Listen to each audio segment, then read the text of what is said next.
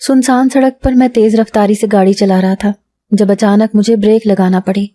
ये ब्रेक बहुत जल्दी में लगी थी, जिसकी वजह से मेरी गाड़ी हिचकोले खाते हुए रुक गई। शायद मैं ना रुकता, मगर जो कुछ मैंने अपने सामने देखा था उसने मुझे रुकने पर मजबूर कर दिया था। सामने सड़क पर एक कमसिन लड़की खड़ी थी, मुकम्मल तौर पर सजी हुई, और हाथ में उसके कोई बोर्ड थामा हुआ था। मैं जल्दी से गाड़ी से बाहर निकला और सोचा कि उस लड़की को ज़रूर किसी की मदद की ज़रूरत होगी, या फिर ये आधी रात को भीख मांग रही है, और वो भी इतना बंद संवर कर। अपने दिमाग में मुख्तलिफ सोचें लिए मैं जब उसके पास पहुंचा तो मेरे होश उड़ गए, क्योंकि लड़की के हाथ में जो बोर्ड थामा था उस पर वाज़े लिखा था 1 रात के 500 रुपये। मुझे ये पढ़कर शर्म आ गई और मैंने अपनी निगाहें झुका ली, जबकि अंदर ही अंदर मेरे गुस्से से उबाल उठ रहे थे। मैंने निगाहें उठाकर उस लड़की को देखा तो सोचा कि कैसी मासूम लड़की है और उसके वालिदैन उससे कैसा घिनौना काम करवा रहे हैं। मैं उनको जेल में डालूंगा, जहां में चाइल्ड लेबर के खिलाफ अच्छी भली कार्रवाइयां की जाती हैं। वहीं उसके वालिदैन पर भी मुकदमा दर्ज होना चाहिए जो अपनी बेटी के साथ ऐसा सलूक कर रहे हैं। मैंने लड़की को दोबारा देखा तो उसकी आंखों में बेबसी थी, मगर वो कुछ भी नहीं बोली। मैंने धीरे से कहा, लड़की तुम्हारा नाम क्या है? मगर दूसरी जानिब हनूज खामोशी थी। मैंने 2-3 मर्तबा फिर पूछा, लड़की अपना नाम बताओ और कहाँ रहती हो तुम? मगर वो चुप की चुप खड़ी थी। अब की मर्तबा मुझे गुस्सा आ गया और मैंने ज़रा गरजदार लहजे में कहा, मुझे अपना ठिकाना बताओ, अपने वालिदैन का पता बताओ, मैं पुलिस वाला हूँ। अगर तुम ना बोली तो मैं तुम्हें भी जेल में डाल दूंगा। इस बात पर लड़की के होंठ पहले मुस्कुराहट में ढले और फिर वो रोने लगी। वो ऐसे रो रही थी कि मेरा दिल जकड़ा जा रहा था। मैंने उसको बड़ी मुश्किल से चुप करवाया। उसे उठाने के लिए जैसे ही अपना हाथ आगे बढ़ाया तो वो बिदक कर पीछे हुई, यानी कि वो नहीं चाहती थी कि मैं उसे छूऊं। मैं भी शर्मिंदा सा होकर पीछे हट गया, मगर ये बात मेरे जहन में खुलबली मिचाई हुई थी कि जो लड़की मेरा हाथ नहीं थाम रही वो क्यों इस बुराई के काम पर लगी है। ये सोचकर मेरे दिल में उस लड़की के लिए हमदर्दी पैदा हुई और सोचा कि न जाने उसकी क्या परेशानी है जो वो ऐसे रात के 2 बजे यहाँ खड़ी है। खैर, मैंने उसे कहा कि तुम मेरे साथ चलो, ये जगह खतरनाक है। इस बात पर उसने इस बात में सर हिला दिया।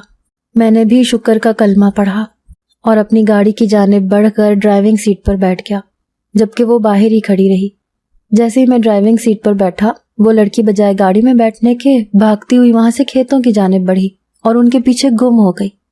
मुझे यकीन हो चुका था कि वो लड़की मुझसे डर कर भागी है। मैंने उसे बताया था कि मैं पुलिस वाला हूँ। शायद इसी वजह से वो भाग गई कि कहीं उसे भी जेल में न डाल दिया जाए। दिल तो मेरा कह रहा था कि वहां से चला जाऊं, मगर अब ये अना का मसला बन चुका था। एक छोटी सी लड़की रात के 2 बजे यहाँ खड़ी है, मेरा हाथ पकड़ते उसे शर्म आ रही है, और जिस काम के लिए वो खड़ी है वो उसे जेब देता है क्या? ऊपर से मुझे चकमा देकर फरार भी हो गई। ये सोच जहन में आते ही मैं एक जस्त लगाकर गाड़ी से बाहर निकला और उस जानिब दौड़ लगा दी जहां वो लड़की खेतों में गायब हुई थी। खेत काफी बड़े थे।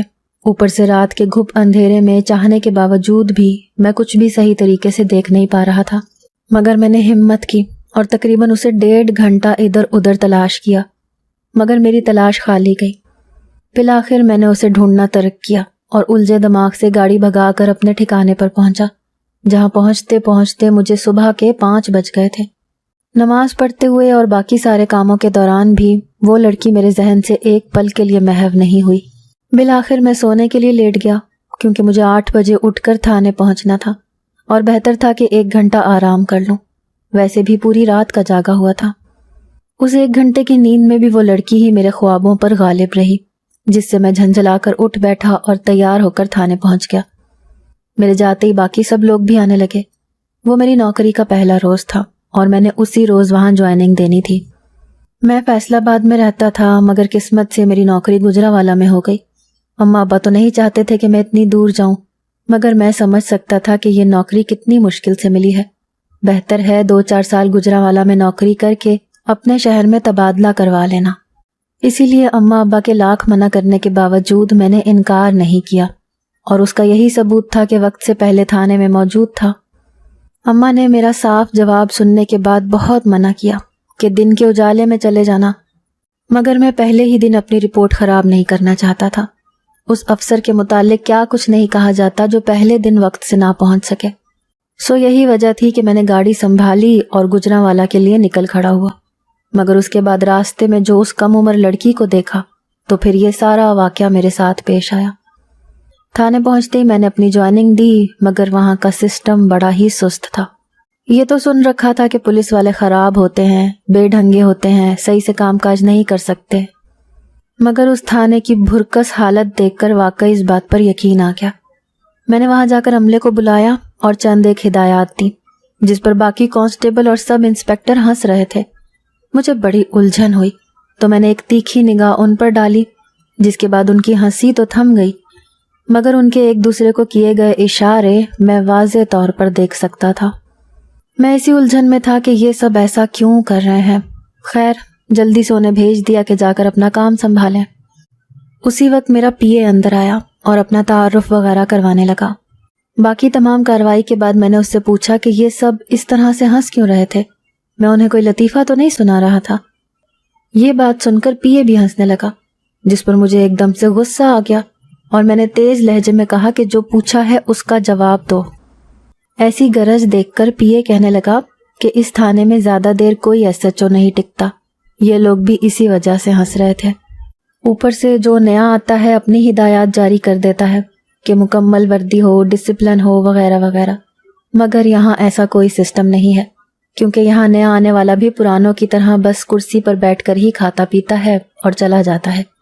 یہ بات میرے لیے بہت زیادہ حیرت کا باعث تھی۔ میں نے پوچھا ایسا کیوں ہوتا ہے اور ٹکتا کیوں نہیں کوئی؟ کیا یہاں کوئی جاگیردارانہ نظام ہے یا کوئی اور ہائی پارٹی جو ٹکنے نہیں دیتی؟ پی اے ایک مرتبہ پھر سے ہنس دیا اور بولا کہ نہیں، ایسا یہاں کچھ نہیں ہے، یہاں تو لوگوں کے مسائل ہی نہیں ہوتے، بس ایک مرتبہ ہوا تھا، اس کے بعد سے کبھی کوئی چھوٹی موٹی رپورٹ ہی درج ہوتی ہے بس۔ یہ باتیں میرے لیے واقعی اچنبھا تھی۔ میں نے پی اے کو جانے کی اجازت دے دی، مگر جیسے ہی وہ جانے کے لیے مڑا میں نے اسے پھر سے روک لیا اور کہا کہ دیکھنا، تمہارا کہا غلط ثابت کر کے دکھاؤں گا، یہاں کے تھانے کو ایکٹیو بھی کروں گا اور ٹک کر کام بھی کروں گا۔ اتنا کہنے کی دیر تھی کہ پی اے کے چہرے پر ایک چیلنج دیتی مسکراہٹ نمودار ہوئی، جسے اس نے بروقت چھپا لیا اور تقریباً بھاگتا ہوا میرے کمرے سے باہر نکل گیا۔ یہ سب بہت عجیب تھا۔ ایک یہ اتنا سنسان سا علاقہ تھا، اوپر سے یہاں کے لوگ بھی مجھے بڑے عجیب اور الجھے ہوئے محسوس ہو رہے تھے۔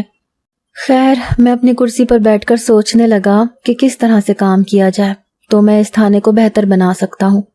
پھر جو پوائنٹ ذہن میں آئے، متعلقہ افراد کو بلا کر انہیں ہدایات جاری کی، اور اس طرح میرا وہاں پہلی ڈیوٹی کا دن ختم ہو گیا۔ مگر میرا واپس اپنے کوارٹر جانے کا بالکل بھی دل نہیں کر رہا تھا، کیونکہ ایک تو وہاں کوئی تھا نہیں جو میرا استقبال کرتا، اور دوسرا میں کافی بے چین سا تھا۔ اگر تنہا کوارٹر میں جا کر بیٹھ جاتا تو شاید یہ تنہائی زیادہ محسوس ہوتی۔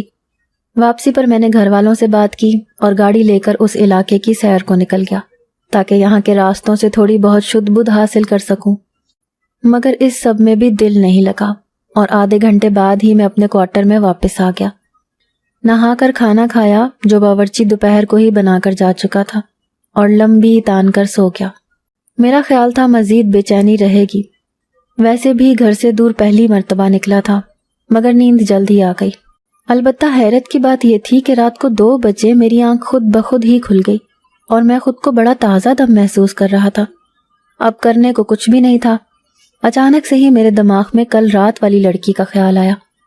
جیسے وہ مجھے سڑک پر کھڑی ہوئی دکھائی دی تھی اور میں نے اس کے کام کو نامکمل کر دیا تھا، تو ضرور وہ آج بھی وہیں کھڑی ہوگی۔ یہ سوچ میرے دماغ میں آتے ہی ایک دم سے میرے پورے جسم میں بجلی سی دوڑ گئی اور میں نے فٹافٹ گاڑی سٹارٹ کی۔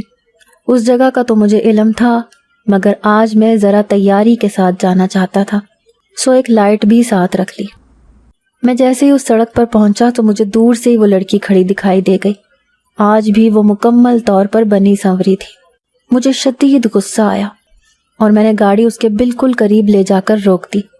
کل تو میں خود پریشان سا تھا، مگر اب کی مرتبہ میں نے تقریباً دھاڑتے ہوئے کہا، اندر بیٹھو گاڑی میں تمہیں تمہاری اصل جگہ پر پہنچاؤں۔ صحیح ڈرامہ بنایا ہوا تم نے، آدھی رات کو یہاں آ کر کھڑی ہو جاتی ہو۔ میرے غصے سے کہنے کا اس پر خاصا اثر ہوا۔ دیکھنے سے لگتا تھا وہ بھی گویا مجھے پہچان گئی ہے۔ پہلے تو وہ کچھ دیر سر جھکائے کھڑی رہی، جس سے مجھے مزید طیش آ رہا تھا۔ پھر اچانک سے لمبے لمبے قدم اٹھاتے ہوئے میری گاڑی کی پچھلی سیٹ پر آ کر بیٹھ گئی۔ میں نے شکر کا سانس لیا کہ یہ بیٹھی تو، ورنہ کل کی طرح غائب ہو جاتی تو بھلا میں کیا کر سکتا تھا۔ میں نے گاڑی اسٹارٹ کر دی اور اس سے پوچھا کہ تمہارا گھر کہاں پہ ہے، مگر اس نے میری کسی بات کا بھی جواب نہیں دیا۔ میں نے مڑ کر اسے دیکھا تو اس نے ہاتھ کے اشارے سے بتایا کہ اس سمت میں ہے۔ مجھے یقین ہو گیا کہ وہ لڑکی گونگی ہے، تبھی تو کل سے ایک لفظ نہیں ادا کیا۔ جس طرف لڑکی نے اشارہ کیا تھا میں اس جانب گاڑی چلانے لگا، مگر کچھ ہی دیر بعد مجھے احساس ہوا کہ وہ لڑکی رو رہی ہے۔ یہ سوچ کر جیسے ہی مڑ کر دیکھا تو وہ لڑکی واقعی سسکیاں بھرتے ہوئے رو رہی تھی۔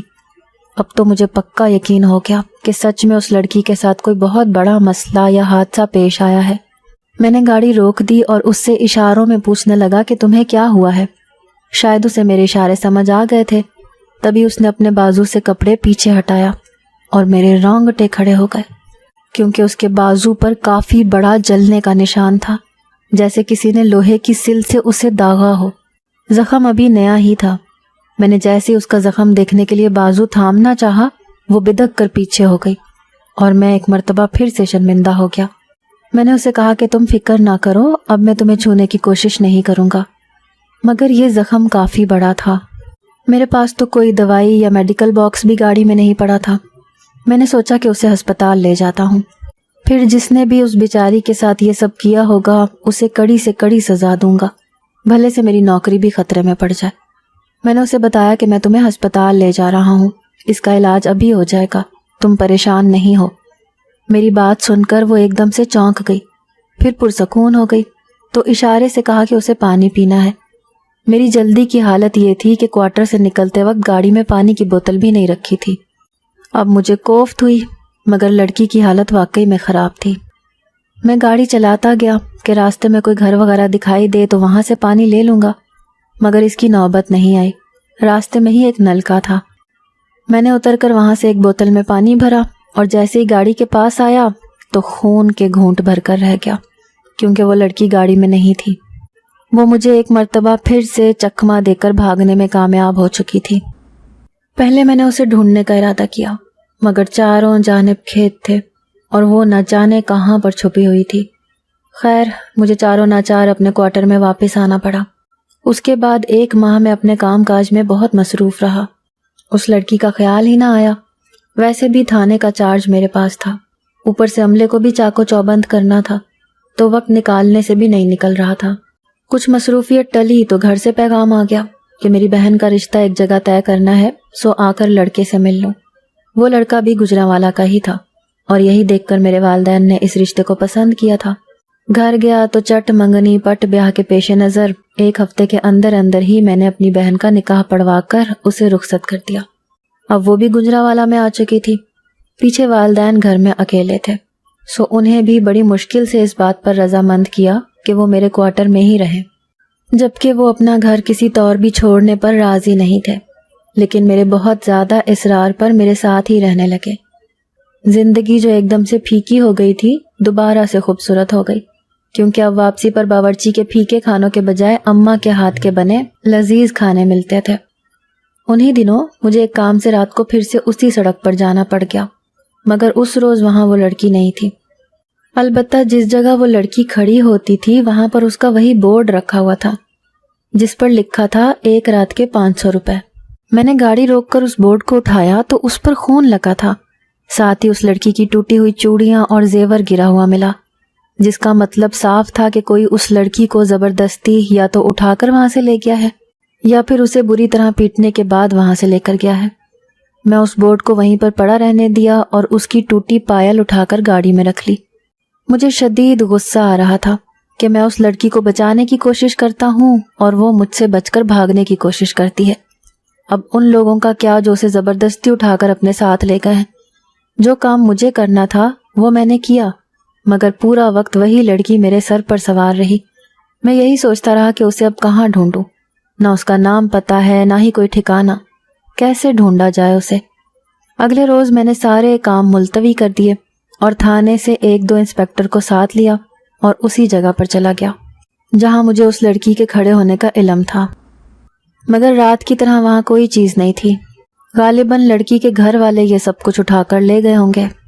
میرے ساتھیوں نے مجھ سے پوچھا تو میں نے انہیں یہی بات کہی کہ رات کو یہاں 1-2 مشکوک آدمیوں کو دیکھا تھا، بس انہی کا سراغ لگانے کی کوشش کر رہا تھا۔ اگر انہیں حقیقت بتا دیتا تو ان دونوں میں سے کوئی بھی میری بات پر یقین نہ کرتا، کیونکہ ایک تو انہوں نے اس لڑکی کو اپنی آنکھوں سے نہیں دیکھا تھا، اور دوسرا وہاں اس لڑکی کے پائے جانے کا کوئی سراغ بھی موجود نہیں تھا۔ میں گھر آیا تو پتہ چلا کہ میری بہن کی اس کے خاوند کے ساتھ اچھی خاصی لڑائی ہو چکی ہے اور وہ اپنا بیگ سمیٹ کر میرے گھر آ چکی ہے۔ یہ ایک نئی پریشانی تھی جس سے مجھے نمٹنا تھا۔ میں اس کے شوہر سے ملنے گیا تو اس لڑکے نے مجھ سے ملنے سے انکار کر دیا اور کہا کہ باقی اب فیصلہ عدالت میں ہی ہوگا۔ یہ سن کر مجھے بے انتہا غصہ چڑھا۔ ایک تو بلا جواز میری بہن کو گھر سے نکال دیا، اوپر سے دھمکیاں دے رہا ہے۔ اس دن پہلی مرتبہ میں نے اپنے اصول توڑے اور گھر میں کسی کو بتائے بغیر میں نے 1-2 مقدمے کی فائل تیار کی اور سیدھا بہن کے شوہر کے گھر جا کر اسے حراست میں لے لیا۔ اسے بالکل امید نہیں تھی کہ میں ایسا بھی کر سکتا ہوں، مگر یہ سب دیکھ کر وہ ٹھوس لہجے میں کہنے لگا کہ اب تو تمہاری بہن کو طلاق دے کر ہی رہوں گا، دنیا کی کوئی طاقت مجھے نہیں روک سکتی۔ یہ بات سن کر میرا غصہ بھی بڑھ چکا تھا۔ میں نے بھی اسے ادھر تھانے میں ہی بند کر دیا، مگر اسے بند کرنے کی دیر تھی گویا میرے گھر میں ایک طوفان اٹھ چکا تھا۔ میری بہن حاملہ ہے۔ مجھے جب یہ خبر ملی تو اگلے روز ہی وہ بہن ہسپتال میں اپنا چیک اپ کروانے گئی، مگر واپسی پر پتہ چلا کہ کسی نے ہسپتال میں میری بہن کو دھکا دیا اور وہ دھکا اس کے آنے والے بچے کے لیے جان لیوا ثابت ہوا۔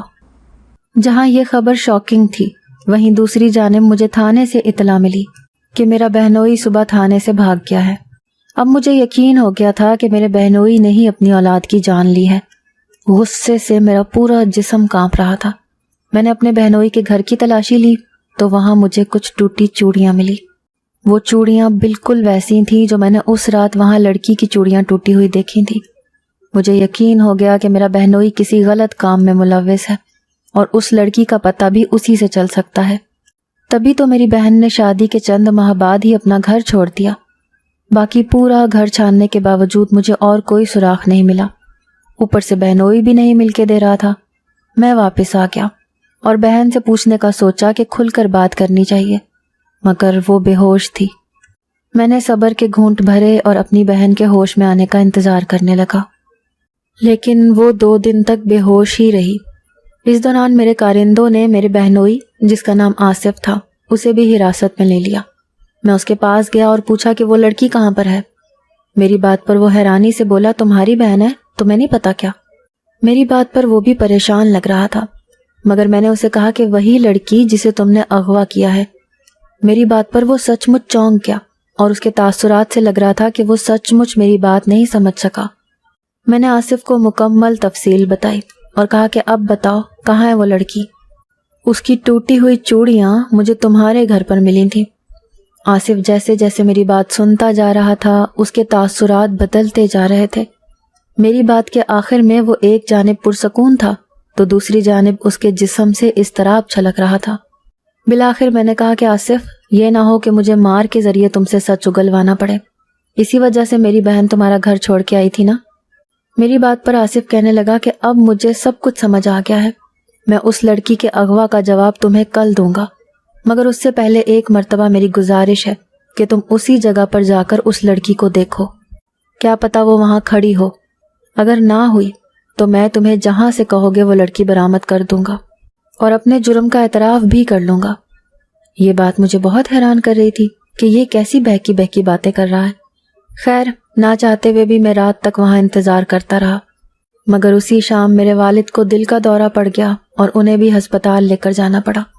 سو ایک رات اور میں اس لڑکی کا پیچھا کرنے سے باز رہا، جبکہ ہسپتال کے کوریڈور میں رات کے 2 بجے میرا بہت دل چاہ رہا تھا کہ آصف کی بات کو غلط ثابت کروں، اور اگر وہ لڑکی مجھے وہاں نہیں ملتی تو کسی بھی طرح سے اس سے اعتراف جرم کروا سکوں۔ مگر ابا کی حالت بڑی نازک تھی، البتہ صبح تک ان کی حالت سنبھل گئی تھی۔ اگلے روز تھانے گیا تو اپنی ٹیبل کے دراز میں مجھے اسی لڑکی کی پائل ملی، جسے ہاتھ میں تھام کر میں اس کے متعلق سوچنے لگا۔ عین اسی وقت میرے کمرے میں میرا پی اے داخل ہوا اور اس پائل کو دیکھ کر ٹھٹک کر رکا۔ میں بھی گھبرا گیا کہ اگلا یہ نہ سوچے کہ نہ جانے کس لڑکی کی پائل اٹھائے پھر رہا ہوں۔ میں نے ہڑبڑا کر اسے بتانا چاہا، مگر وہ مجھے روک کر کہنے لگا نہیں سر، آپ وضاحت مت دیں، میں نے آپ سے کوئی سوال نہیں کیا۔ میں نے اس کے روکنے کے باوجود اسے پورا قصہ بتا دیا، جس پر وہ کہنے لگا کہ سر بہتر ہے کہ آپ اس معاملے میں مت پڑیں۔ میں نے کہا کہ کیوں نہ پڑھوں؟ جب میرے علاقے میں ایسے کبھی عمل ہو رہے ہیں، کسی کو تو روکنا پڑے گا نا۔ میری بات پر پی اے کچھ کہتا کہتا رک گیا اور بولا سر جیسے آپ کو ٹھیک لگتا ہے، میرا کام روکنا تھا، لیکن جب آپ تجربہ لینا چاہتے ہیں تو خیر آپ کے لیے میری جانب سے نیک تمنا ہے۔ پی اے کی باتوں نے مجھے الجھا دیا تھا اور اب تو وہ لڑکی میرے لیے ایک مہمہ ہی بن گئی تھی جسے میں ہر حالت میں حل کرنا چاہتا تھا۔ جب دوپہر کو تھانے سے نکلا تو سارا عملہ مجھے عجیب نظروں سے دیکھ رہا تھا، گویا وہ مجھے کچھ کہنا چاہتے ہوں مگر کہہ نہیں پا رہے تھے۔ ان کے انداز بھی بڑے الجھن میں تھے اور کچھ پریشان لگ رہے تھے۔ میں نے آصف کو دیکھا تو وہ بھی پریشان تھا۔ بالآخر میں نے سب کچھ نظر انداز کیا اور وہاں سے ہسپتال چلا آیا۔ رات تک وہیں پر رہا۔ جیسے ہی 2 بجنے میں 15 منٹ باقی تھے، میں اسی جگہ پر چلا گیا جہاں پر وہ لڑکی کھڑی ہوتی تھی، اور حیرانی کی بات یہ تھی کہ وہ لڑکی آج وہاں بالکل صحیح سلامت کھڑی تھی۔ میں نے گاڑی اس کے قریب لے جا کر روک دی تو میری حیرت کی انتہا نہ رہی جب وہ لڑکی میرے کچھ بولنے سے پہلے چلتی ہوئی آئی، آ کر گاڑی میں پیچھے والی سیٹ پر بیٹھ گئی۔ میں نے حیرانی سے گاڑی چلانا شروع کر دی۔ جانتا تھا کہ یہ لڑکی کچھ نہیں بولتی، اسی لیے چپ چاپ اسے اپنے گھر لے آیا۔ سوچا کہ میری ماں خود ہی اس سے پوچھ لے گی اور اس کا خیال رکھ لے گی۔ لیکن میں جیسے ہی گاڑی کوارٹر کے اندر لے کر گیا تو چوکیدار کو کہا کہ اس لڑکی کو اندر لے جاؤ۔ چوکیدار نے جب پیچھے کا دروازہ کھولا تو حیرانی سے کہنے لگا کہ اندر تو کوئی نہیں ہے۔ میں ٹھٹک کر واپس مڑا، گاڑی کے اندر دیکھا تو وہ لڑکی موجود تھی جسے چوکیدار جھٹلا رہا تھا۔ میں نے چوکیدار سے کہا غور سے دیکھو، یہیں بیٹھی ہے۔ ساتھ ہی لڑکی کو باہر آنے کا کہا تو وہ بڑے آرام سے اتر کر باہر نکل آئی، مگر چوکیدار کو ابھی بھی دکھائی نہیں دے رہی تھی۔ جہاں اس کی حالت پتلی تھی وہاں اب میں بھی پریشان ہو چکا تھا، اوپر سے عجیب سا ڈر بھی لگ رہا تھا۔ چوکیدار کانپتے ہوئے کہنے لگا کہ آپ کے پاس اس لڑکی کا کچھ ہے؟ پہلے تو مجھے سمجھ نہیں آئی، لیکن چوکیدار کی حالت مجھے سمجھانے کے لیے کافی تھی۔ میں نے جلدی سے جیب سے وہ پائل نکالی تو چوکیدار نے کہا کہ یہ اس لڑکی کو واپس کر دیں اور اس سے کہیں کہ واپس چلی جائے۔ میں نے یہی کیا اور وہ پائل اس لڑکی کے ہاتھ پر رکھتے ہوئے کہا کہ دیکھو تم جو بھی ہو واپس چلی جاؤ۔ اتنا بولنے کی دیر تھی کہ وہ لڑکی مڑ کر چلتی ہوئی کوارٹر سے باہر نکل گئی، جبکہ پیچھے میں اور چوکیدار کانپ کانپ کر عجیب سے ہو رہے تھے۔ چوکیدار مجھے اپنے کمرے میں لے گیا اور کہا کہ صاحب یہی وجہ ہے یہاں کوئی ایس ایچ او نہیں ٹکتا، کیونکہ یہ لڑکی بہت پہلے ہی مر چکی ہے اور اسے اس حالت میں پہنچانے والا اس کا باپ ہی تھا جس نے اسے ادھر سڑک پر کھڑا کر دیا تھا۔ غربت بہت تھی مگر یہ لڑکی ادھر ہی کھڑی تھی جب ایک اوباش لڑکوں کی گاڑی نے اس کے ساتھ اجتماعی زیادتی کی اور اسے مار ڈالا۔ 2 بجے یہ وہاں صحیح حالت میں کھڑی ہوتی ہے اور 2:30 بجے کے قریب وہاں خون وغیرہ پڑا ہوتا ہے۔ یہ آج تک کسی کے ساتھ ایسے نہیں آئی، مگر آپ اس کا زیور اٹھا لائے تھے، اسی وجہ سے تبھی مجھے لگتا ہے آپ کے خاندان پر مشکلات آئی تھیں۔ اور میرا بہنوئی؟ میں نے چوکیدار سے پوچھا تو وہ کہنے لگا کہ وہ بھی یہ سب کچھ جانتا ہے، مگر جب کسی ایسی مخلوق کا سایہ پڑ جائے تو خاندان کے خاندان تباہ ہو جاتے ہیں۔ یہاں جتنے بھی نئے ایس ایچ او آتے ہیں سب کے ساتھ یہی سب کچھ ہوتا ہے، کیونکہ اس وقت جو ایس ایچ او تھا اس نے اس لڑکی یا اس کے والد کو انصاف نہیں دلایا تھا یا کھوج نہیں لگائی تھی ان لڑکوں کی۔ بس آپ کے لیے یہی بہتر ہے کہ آپ یہاں سے چلے جائیں۔ شاید آپ کو رعایت اس لیے ملی کہ آپ اس لڑکی کو انصاف دلانے کی کوشش کر رہے تھے، ورنہ اب تک آپ کا بچنا بھی مشکل تھا۔ یہ سب باتیں سن کر میری عجیب حالت ہو گئی اور سمجھ گیا تھا کہ ہمارے گھر میں سب کچھ اسی لڑکی کا کیا دھرا ہے، ورنہ ہنستے بستے گھرانے کو تباہ ہونے میں صرف اتنے کم دن لگے ناممکن تھا، مگر اندر ہی اندر ڈر بھی تھا۔ میں نے واپس جانے کے بجائے اس لڑکی کا کیس دوبارہ سے کھولا اور 1 سال کی کڑی محنت کے بعد ان لڑکوں کو ڈھونڈنے میں کامیاب ہو گیا۔ پھر اس کا کیس عدالت میں اپنے طور پر لڑا۔ انصاف تو اس لڑکی کو نہیں ملا، مگر میں نے اپنی بھرپور کوشش کی۔ اس کے بعد مجھے آج تک وہ لڑکی دوبارہ دکھائی نہیں دی، مگر کہا جاتا ہے کہ اکثر گاؤں والوں کو اس کے چیخنے کی آوازیں ابھی بھی سنائی دیتی ہیں۔